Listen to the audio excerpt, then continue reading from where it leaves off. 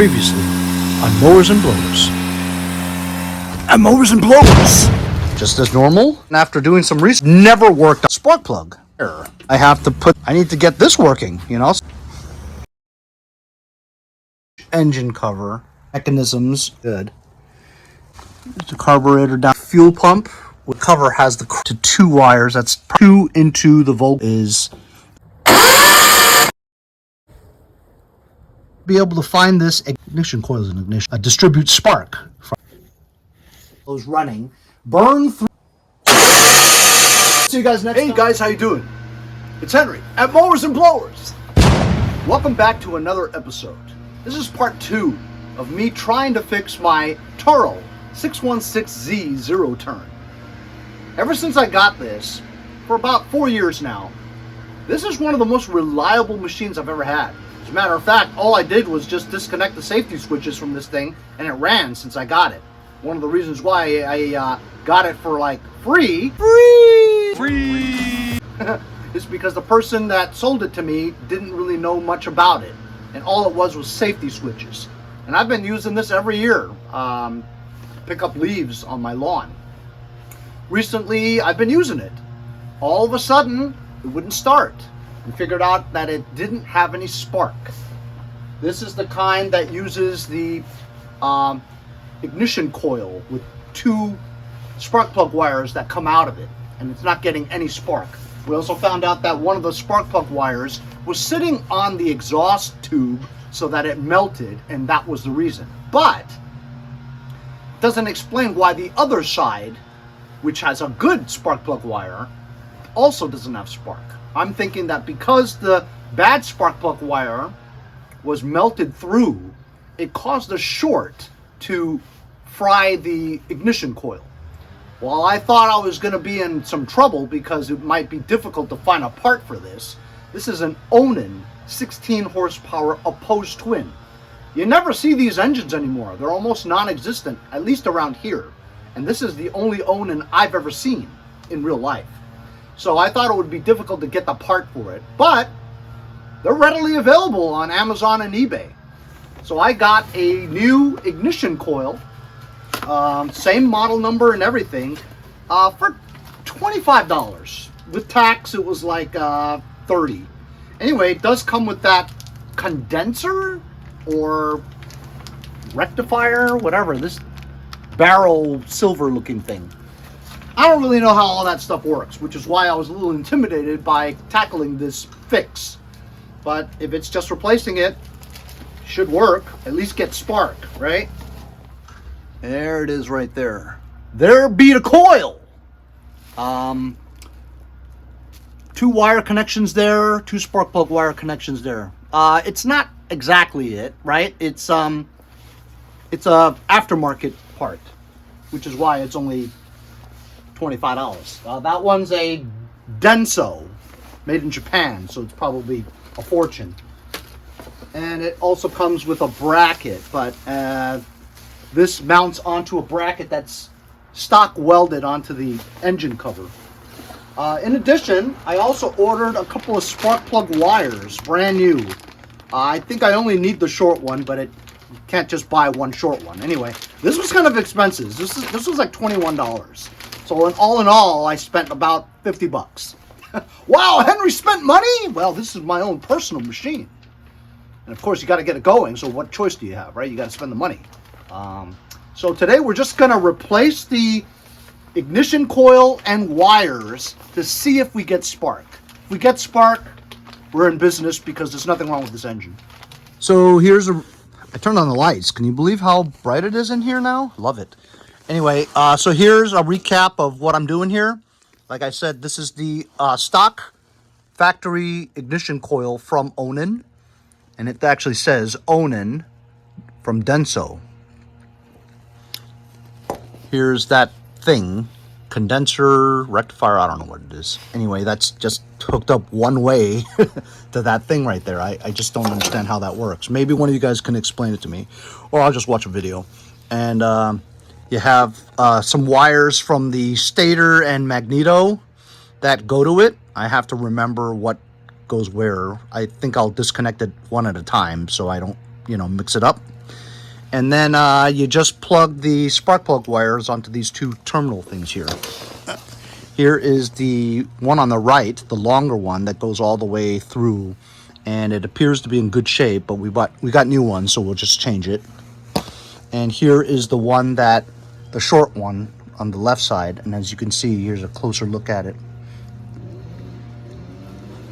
This was laying right on the exhaust pipe, so it was so brittle and it broke. So this would explain why you didn't have any spark, but it doesn't explain why that one doesn't have spark, right? So I'm thinking because this part touched the exhaust pipe, it shorted this. I mean, that's what I'm thinking.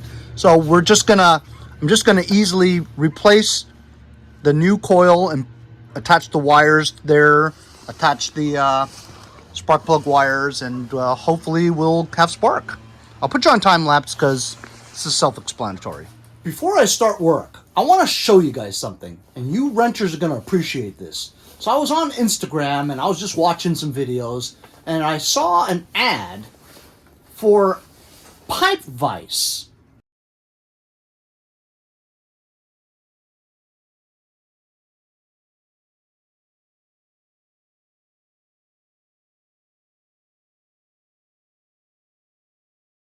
Okay? So, you know how sometimes you're working on something and on the fly you need like an adjustable wrench that would do the trick? But I always end up going to my toolbox looking for the right wrench, you know? Like a 10 mil or 12 mil or something like that, and you gotta carry like 6 or 8 different wrenches in your pocket just to be sure that, you know, you have the right one. So I'm going to the backyard and I'm trying all this stuff and I'm going, damn it, it's not the right one. So I have to come all the way back here, and usually I just carry like a pair of channel locks because you're going to be able to move and twist and turn and tighten and loosen whatever bolt you need with just channel locks. That's why channel locks is like one of my favorite, you know, tool to just carry around while working on something, because you don't need a specific size. It's adjustable. Adjustable wrenches, they're okay, but, you know, sometimes you just don't get good grippage, right? So I saw them using this in the commercial, not the commercial, the ad on Instagram, and I says, man, that looks really cool, right? So it mimics like a monkey wrench type top, and it works like a pair of channel locks, but it's just one little small thing, right?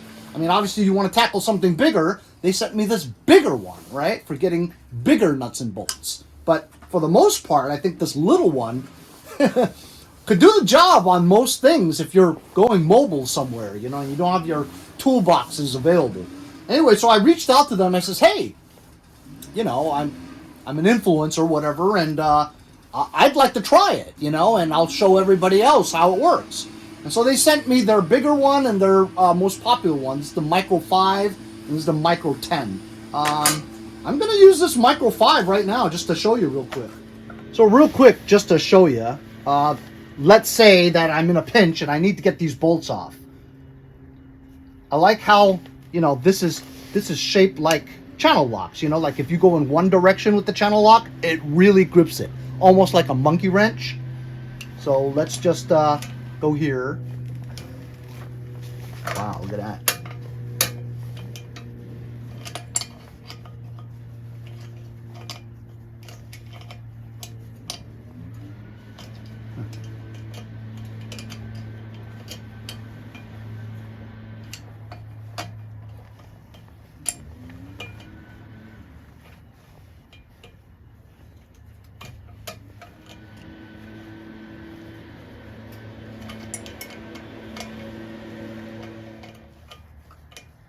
It won't grip at all.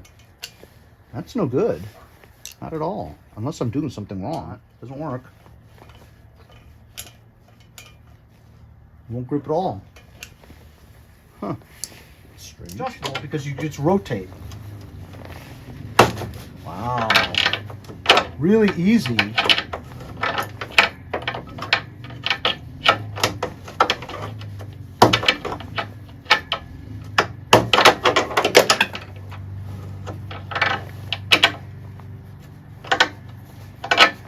Very cool. You just turn it the other direction to tighten it.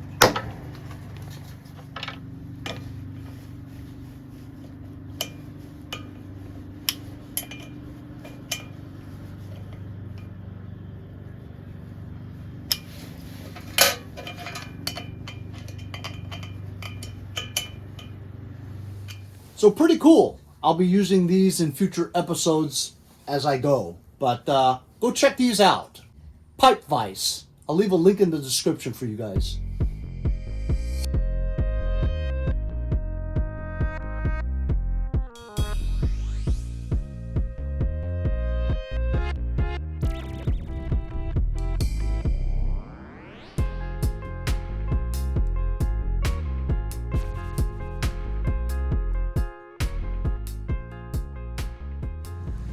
All right, well that area was a little bit too small to be able to use these. So I actually had to go find that. Pain in the balls. Anyway, I got it all connected. I did it separately, so I knew I got it right. I am a little confused on whether or not it makes a difference between this one and that one. Like, I'm not sure. The short one on this side, I put it on this one. The long one that goes to the other side is here. I'm not sure if this is here and that's there. It should kind of make a difference because it distributes spark at a different time, you know, in terms of timing. But either way, though, I've got them connected to the new spark plug wires. I got it connected to this, whatever that is, condenser, I think. And it's on there pretty tight. I don't think it should be touching the metal. Yeah. And flywheel teeth are there, so it won't grind anything out. This is resting on the head over here, so hopefully I'll be able to see some spark. I have to clean this out. There's a lot of crap in there. And this one is clamped onto the head, so I should be able to see spark. Hopefully we'll see spark here and there, hopefully. All right, so I'm going to go shut off the lights because that'll be better for us to see the spark, right? It's still daytime, so... All right, that ought to be good. Let's hope we find spark. Are you ready? Here we go. Oh, shit. What was that? All right, just a couple of screws that I had sitting on there. I see no spark, fellas. However, I sort of saw something over here for a second. Did you guys see something? Some kind of spark over here. Like some kind of arcing going on over there. I don't know what that is.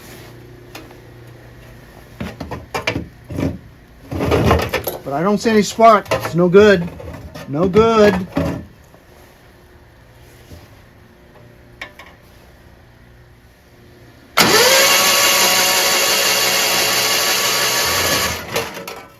Not at all. Darn. So I thought that maybe this condenser thing needed to be grounded. It's not. Still don't get any spark. So I'm screwed now. It may not have been that coil after all.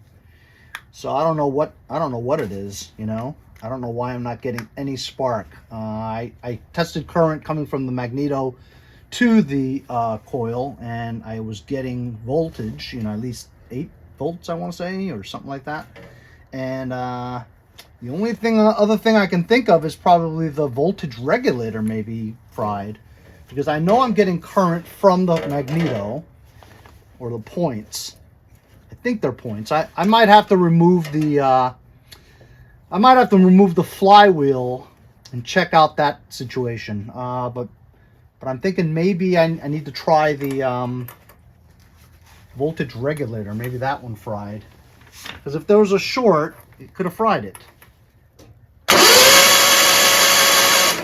Now I'm holding the spark plug and grinding here while it's spinning. I'm getting no current coming out of here at all. I'm going to test my multimeter now. So I used my multimeter and I touched both terminals here, and it's getting 12 volts to this and to that. Is that normal?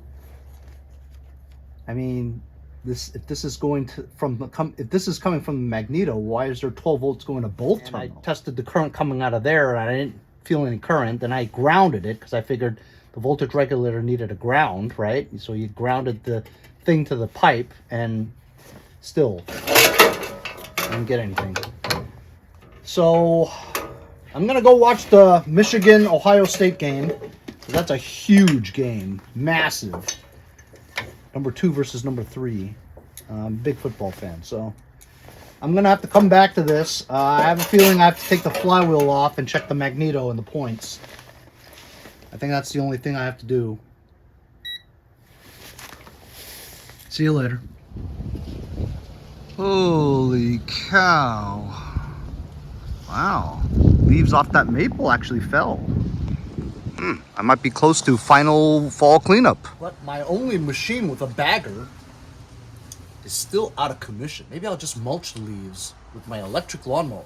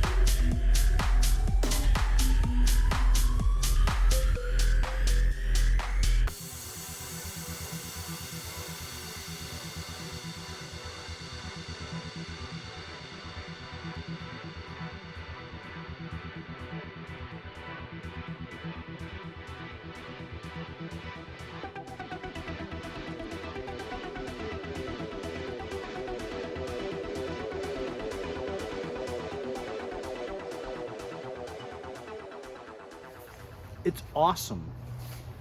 Mulching your leaves into millions of little tiny minced pieces. Decomposes with wetness and moisture from the rain and the dew. And the nutrients go back into your soil, which makes for a healthier lawn. It's like free fertilizer. So once in a while, you should mulch all your leaves just to give it a coating of extra nutrients. Don't knock the electric ones unless you've tried them. While I've been working on the 616Z zero turn, did a lot of testing. So therefore cranking without it actually running. So my battery was dead. So I recharged it again and then been charging it for about 2 days. I'm gonna test the battery strength now. My friends over at ANCEL. ANCEL makes car OBD2 diagnostic tools and scanners. Well, they also make a battery analyzer and tester. Let's open it up. There we go. BST 600 Automotive Battery System Tester with a printer? No way. Look at that. Look at this.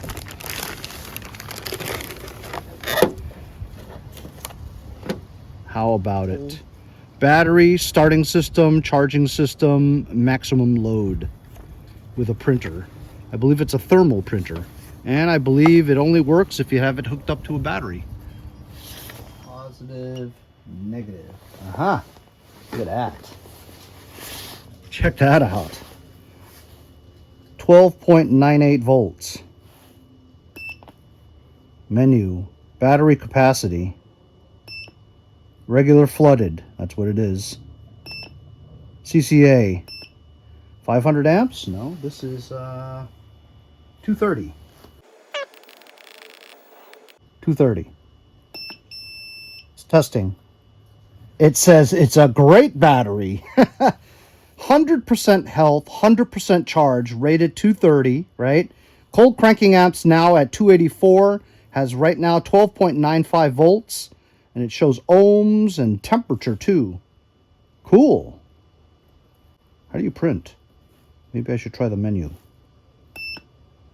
Print? Yes! Let's go!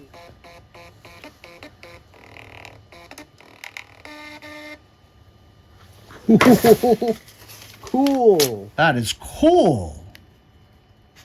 Has other functions too. Cranking test. Charge system. Cool. Live data. Data review. So it tells you exactly what you did today. So this is obviously the most fanciest battery tester I've ever had. I think it's awesome that you can print it. I'm going to go over to my friend Andy from Jericho's house. He's got a battery that's really bad. He's had to jump it a few times. Let's go analyze his battery. All right, I'm over at my buddy's house, and this is his tractor. We got it for him like 4 years ago, whatever. And he's had trouble starting it recently. And this battery's only like a year old. It's an interstate battery from Costco. So let's test this battery first. We got positive on positive, negative on negative.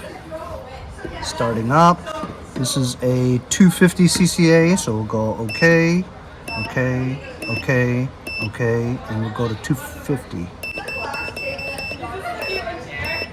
Okay. Now it's testing, and it's 16% healthy, 55% charged. That's no good. Suggest replace? No, we're gonna fix it. Print.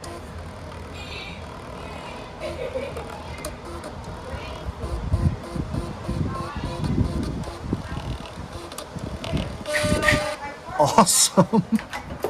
We're gonna try to fix his battery because it's at 16%. We're gonna put my smart charger on here and the sulfate. I'm gonna plug this in. And this is a regular flooded battery, so just press that and it'll be steady light, and then it right now is at 25%. If you'd like to have one of these things from ANCEL, I'll leave a link in the description.